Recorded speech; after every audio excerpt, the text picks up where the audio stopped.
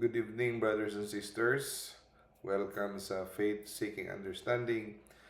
Ngayong gabi, naisipan ko i-share itong napakagandang buhay. Maikli lang, ngunit magandang buhay ni Saint Andrew Wouters. No? Isang immoral, no? Na pare, ngunit naging santo. No? Okay, so tunghayan natin ang kanyang buhay. So, itong kwento ito ay very interesting, no? Pasaway na pare, naging martir, naging santo. Ipinanganak siya, no? 1542. Isa siyang Dutch, no? Sa Netherlands. Isa siya sa mga tinatawag na martir ng Gorkum. Yung Gorkum ay isang lugar sa Netherlands. So, dito natin makita na kahit may imperfecto, no, hindi perfecto ang buhay niya, pwede pa rin palang maging santo. Netherlands, pinanganak October 1, 1542. Saint Andrew Wouters. Pumasok siya pagkapare, konti lang ang nalaman sa buhay niya, no? Ngunit may mapagkukunan tayo ng leksyon, ng aral. Inordinahan siya bilang maging diocesan priest sa Netherlands, no? Naging diocesan priest siya. Ang diocese niya ay Heiniord, Diocese of Haarlem, Netherlands. So, konti lang alam natin, ang nalaman natin na hindi siya disiplinado na pagkapare, kung saan pa pasaway, lasinggero, at babaero. No? So, nag-create siya ng skandal sa panahon niya. Nagkaroon siya ng anak sa iba't ibang babae. No? So, hindi siya tapat sa kanyang panumpa na celibacy. Nagkaroon ng skandal. No? So, dahil dito, sinuspindi siya sa kanyang priestly duties dahil sa kanyang scandalous behavior. At nanirahan siya doon sa parehong lugar pa rin, no? Netherlands. Ngunit sa panahong yon, 1500s, kung matandaan nyo, si Martin Luther nagrebelde, lumabas sa simbahan, isang Agustinian na pare, nagtayo na kanyang Protestant, no? Siya ang father ng Reformation, Protestant Church, around 1517, no? So kung matandaan nyo, pinanganak siya 1541, no? 1542. So, panahon na yon, medyo kasikatan ng mga pagrebelde, no? Ng pag-aklas ng mga protestante sa Katoliko. So, ang sikat ang mga protestante ng panahon na yon. Maraming nagre-rebelde at lumalabas sa pagka-Katoliko. At doon na na-establish ang mga Protestant churches kagaya ng Calvinist, no? So, ang mga Katoliko na mga pare during this time sa Europe ay nanganganib. Lalo na ang mga pare dahil sila ay tinitingnan na threat, no? Kasi dahil sa kanilang impluwensya, no, makakadala sila ng tao patungo sa Katoliko, no? At sila ay makakabigay ng pagpapaliwanag sa pananampalatayang Katoliko. Kaya sila ay nakikita na hadlang o balakid sa pag-spread ng Protestantism. Noong 1572, no, sa panahon ng Dutch Revolt. Ah, kasi yung Netherlands sa panahon na yon ay under the Spanish rule. So nagrebelde ang mga Dutch, yung mga taga-Netherlands against the Spanish rule. At ang mga Calvinist forces, no, ang nanguna sa mga revolt na yon. At yung lugar niya ay Gorkum, no? Pinagsisimula ng dinadakip ang mga clergy, lalo na mga pare, obispo, madre, laiko, basta katoliko. Lalo na pagpare, no? Yung pinag-iinitan. So ang Catholicism ay sinusuppress, tinatarget ang mga pare. At gusto nilang, no, tanggihan, no? Gustong nila na sabihin ng mga nadakip nila na hindi totoo na si Jesus ay andon sa Eucharistia. So, ang paniniwala ng mga Protestante na ang Eucharistia ay simbolo lamang ng katawan at dugo ni Kristo. Hindi talaga totoo na yun talaga mismo ang katawan, laman at dugo ni Jesus. No? Simbolo lang. At ayaw nila na pinaniniwalaan na ang Santo Papa ay ang representante ni Jesus dito sa lupa. Kasi hindi sila naniniwala sa Santo Papa. Para sa kanila, lahat parehos lang. Magbasa ka lang ng iyong Biblia at ikaw ang umunawa, sapat na yon. At so, yun ang gusto nilang ipa-deny. No? Na sabihin mo na hindi ikaw naniniwala sa Santo Papa at hindi ikaw naniniwala sa presensya ni Jesus sa Eucharistia. Yan ang dalawa nilang gustong talikuran. No? So maraming na-torture at maraming napilitang i-renounce ang kanilang faith sa Catholic Church. No? Maraming tumalikod at sinabing, hindi ako naniniwala na si Jesus andun sa Eucharistia at hindi ako naniniwala sa Santo Papa. So, pag iyon, hindi ka na nila ikukulong, hindi ka na nila ito-torture. Bibigyan ka na nila ng kalayaan. Okay?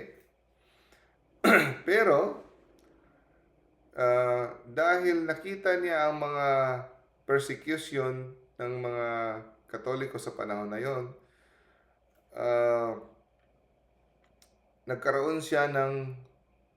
bigla siyang nagkaroon ng tapang, no? Napansin ni Father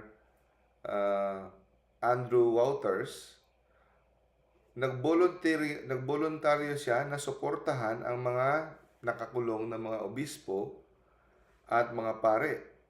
So, sinama siyang kinulong. No?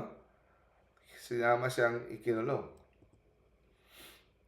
So, ang mga nakulong sa panahon na yon, kasama siya ay 19 sila. Kasama ang ibang pare, brothers, at obispo, no? Sila yung tinatawag na Martyrs of Gorkum. Gorkum kasi yung lugar. So, dinala sila sa Braille, pinasakay sila sa maliit na barko, at kinutya ang kanilang pananampalataya. No? At pilit silang pinatatalikod sa pananampalataya kay Jesus sa Eucharistia at sa Santo Papa bilang representante ni Jesus. So, araw-araw, inuulit-ulit silang kinukutya at tinotorture. No? At binigyan sila ng assurance na sila'y pakakawalan basta i-deny lang nila. Talikuran lang nila ang dalawang doktrinang iyon. So, silang lahat, 19, wala ni isa nila na tumalikod. Hindi nila inabandona ang kanilang pananampalataya. So, part ng kanilang torture ay kinakastigo sila, no? Binubugbog at parating binabalik-balik, no? Lalo na si Father ah, Andrew. Si Father Andrew, binabalik-balik sa kanya yung kanyang pagka-immoral. Ikaw, no? Hindi naman kailangang manatili ka sa pananampalataya. Wala ka namang kwenta. Babaero ka. Ang dami mong kasalanan. Ba't ayaw mo pang tanggihan, talikuran ang iyong pananampalataya? At ito ang sagot na pinakasikat, no? Na naalala ng mga tao sa kanya. Ito yung sagot niya. Oo, no? Babaero ako, fornicator. Fornicator I always was. Kung ibig sabihin, yes, immoral, makasalanan ako kahit, no? Pero never akong naging heretic. Ibig sabihin, no? Makasalanan ako, immoral ako, pero ang pagiging irehes ay hindi ko gagawin, no? Never ako naging heretic. Ang heretic ay tumatalikod at hindi naniniwala sa turo ng simbahan, no? Nagtuturo ng mali or hindi tanggapin ang turo ng simbahan. Yun ang heretic. So dahil doon, silang 19, 19 ay binigti doon sa loob ng barn. Ito ay dating monastery, silang 19, no? At sila ay naging tinawag na Martyrs of Gorkog. After 40 years, nilibing sila, di ba? Pagkatapos, sa isang grupo, nilibing sila sa walang pangalan na libingan. 40 years, hinukay ulit ang kanilang mga katawan at binigyan ng proper burial sa Franciscan Church. At noong 1867, si Pope Pius IX, diniklara silang mga saints. Kasama siya.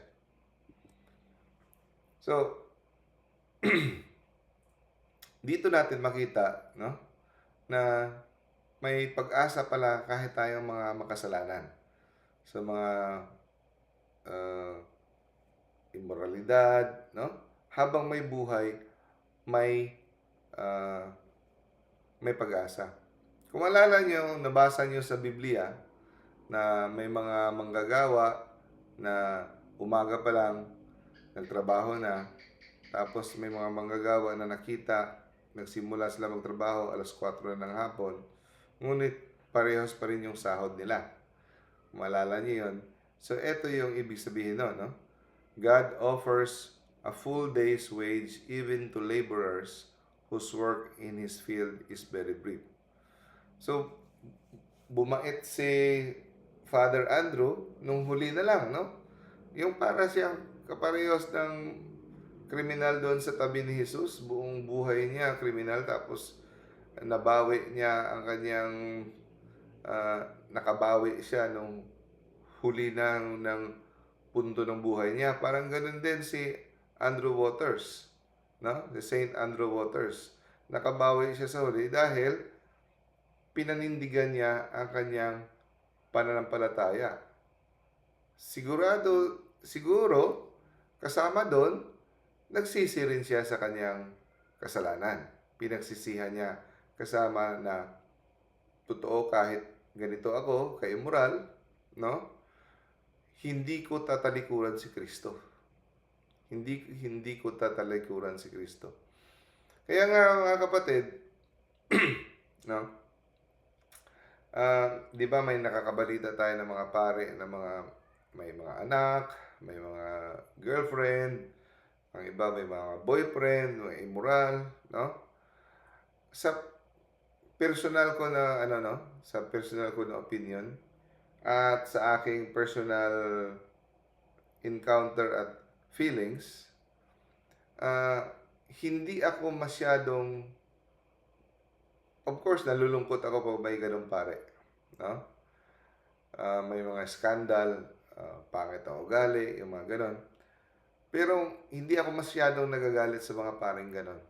Although hindi maganda yung ginawa nila, pero mas mas nagagalit ako sa mga pare kahit mabait kung nagtuturo ng mali.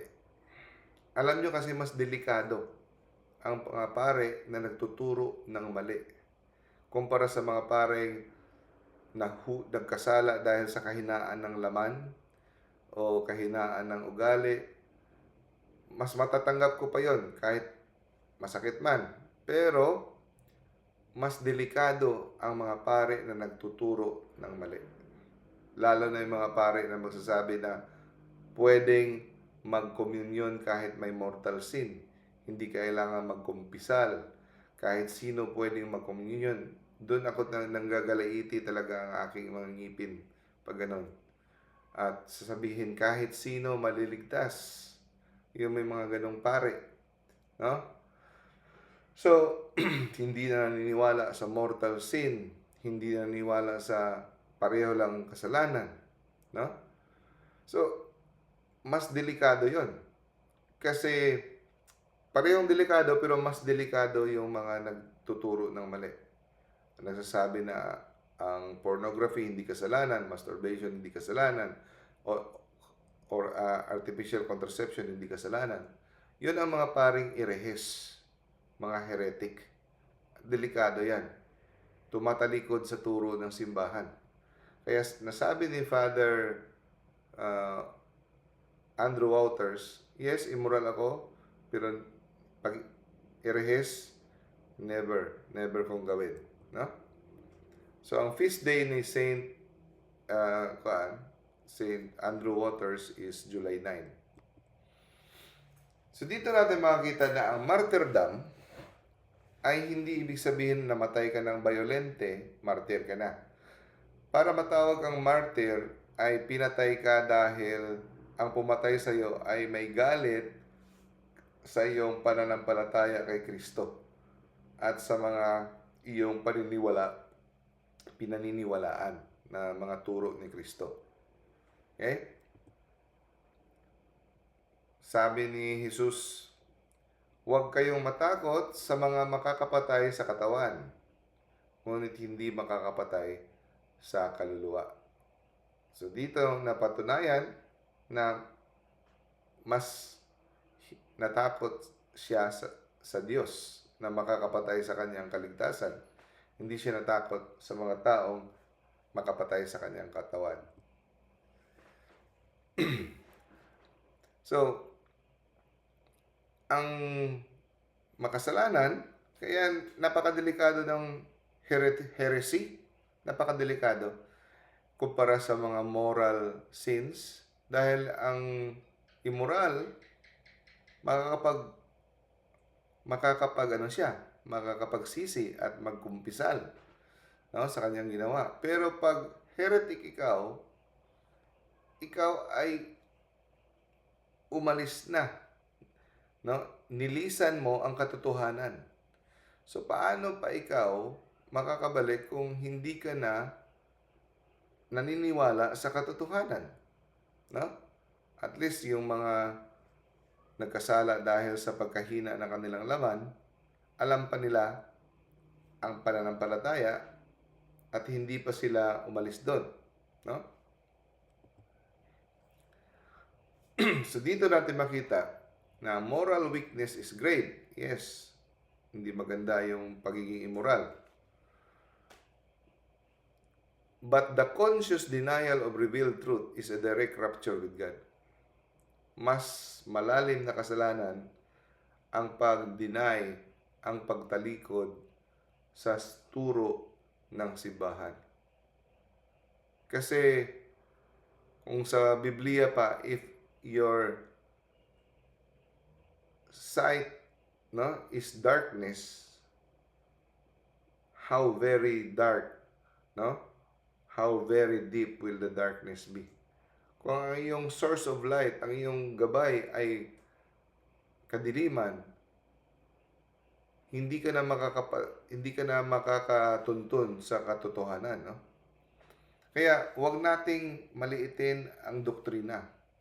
no? Kagaya ng ginawa ni Saint Andrew Waters. Ang doktrina para sa kanya ay pag dapat bibigyan ng katapatan, hindi tatalikuran. Kahit gano'n na siya karumi, binigyan niya pa rin ng dangal at importansya ang doktrina ng simbahan. At yung doktrinang iyon ay napaka-importante, no?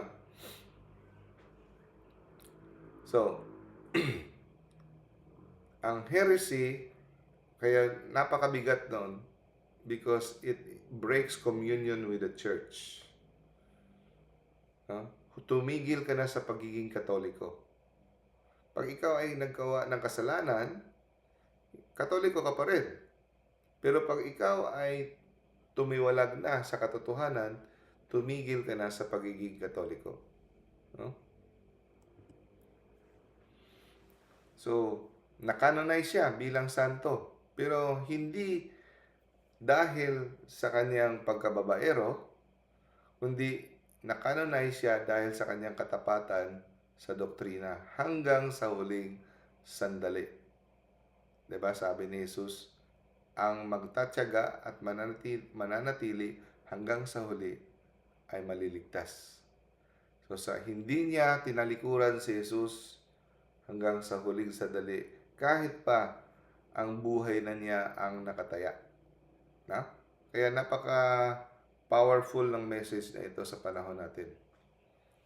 So maraming Katoliko, so ito ay magiging inspirasyon sa atin na may mga kapatid tayo na nag-i-struggle sa mga kasalanan, pabalik-balik yung ibang kasalanan, no? Mga sexual sins, chastity, addiction, nagda-doubt, spiritual fatigue, nag-i-struggle. So meron pa ring hope, no? So ang pinapakita dito ni Saint Andrew ay kahit ikaw ay nag-i-struggle, no, nakikipagbugno, nakikipagdigma, no, susugatan ka na sa iyong mga pakikiaway sa kasalanan, huwag mong isurrender ang truth. Huwag mong isurrender ang truth. Okay? Kasi yun na lang ang natitira, no? So, don't negotiate with faith. Huwag mong maliitin ang doktrina.